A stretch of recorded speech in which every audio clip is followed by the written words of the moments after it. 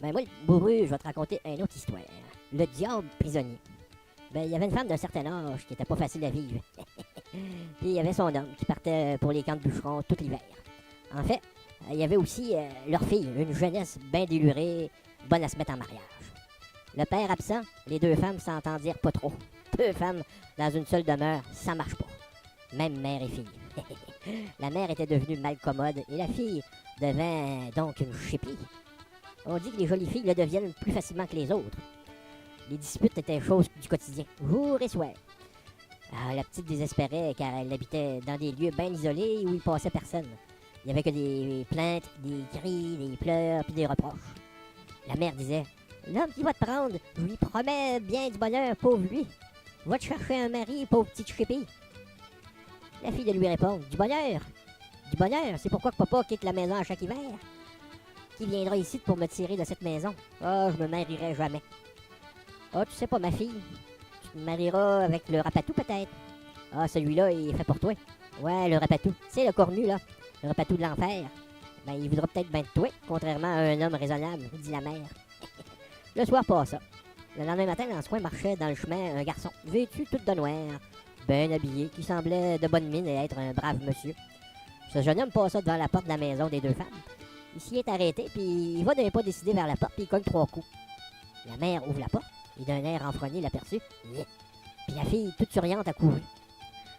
La mère s'exclame: ma foi, ce brave galant, c'est rapatou. Pardi. Eh ben, ma foi, qu'il la prenne, qu'il m'en débarrasse. Je le lui remet de bon cœur. La fille a dit: oh, c'est lui, c'est le mari que j'attends. Depuis des mois et des années.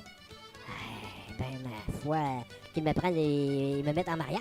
Qu'il me tire d'ici de serre. Pour tout mon cœur, je me remets à lui. La fille ayant vu ce beau jeune homme aux atours dignes d'une noble personne, ce fut le coup de foudre. Les deux femmes se jurèrent que ce jeune homme ne sortira pas d'ici sans se marier et sans sortir avec sa prétendue au bras. Elles furent si charmantes et lui firent tant de belles manières que le mariage fut arrangé. La mère fut tout de même rongée de remords. Remettre sa fille à Rapatou, au diable. Le soir venu des noces, quand sa fille était pour monter à la chambre, la mère l'a tirée près du feu. Écoute, ma petite, peut-être j'ai pas été une douceur pour toi, là. Pas toujours été un pain tendre, mais peut-être bien, mais tu restes que t'es de la maison, t'es ma fille. Prends cette fiole. C'est de l'eau bénite. Puis écoute là. Quand vous serez tout seul dans la chambre, là, toi et ton mari, ferme la porte puis la fenêtre. Hein? Ensuite, arrose-le tant que tu pourras de cette eau. Tu vas voir ce qui va arriver. La fille avait compris que sa mère était bien sérieuse.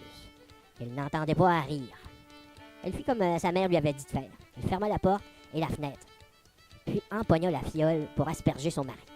Hurlant à faire tomber les nuages du ciel, Rapatou se démenait comme un vrai perdu. Il se lançait à droite puis à gauche, à croire qu'il allait passer à travers les murailles, tant qu'il cherchait à sortir, à chercher une issue, une sortie. Tout d'un coup, il visa le trou de la serrure de la porte. Oups, et s'y enfile comme une abeille dans une ruche. Il se doutait pas ce qui l'attendait. La mère était derrière la porte, collée là, aux écoutes. Ces vieilles-là, ils sont malines, hein?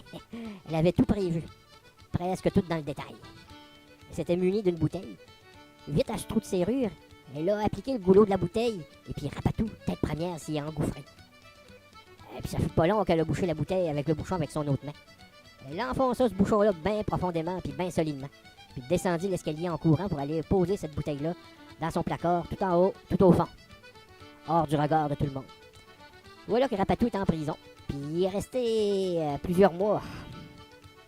Soudainement, le monde s'était mis à changer. On le reconnaissait plus. Les voleurs étaient devenus d'honnêtes personnes. Les hommes avaient arrêté de se quereller. Le monde était devenu un monde de braves gens. Le tailleur avait arrêté de tricher sur les mesures. Le meunier ne trompait plus les gens sur la mesure de la farine. Les vieilles chippies étaient devenues des dames honorables. Le diable n'y était plus pour transformer les sages en fous. Les semaines et les mois passent. Tout ce qui avait mal marché auparavant, il marchait bien. On s'y reconnaissait plus. Hey, ça pouvait pas bien durer, hein. Un beau dimanche, vers le midi, le père de famille est de retour à la maison.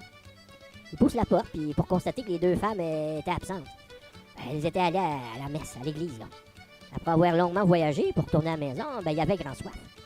Il allait au placard. Puis en ouvrant la porte, il aperçoit en haut une bouteille.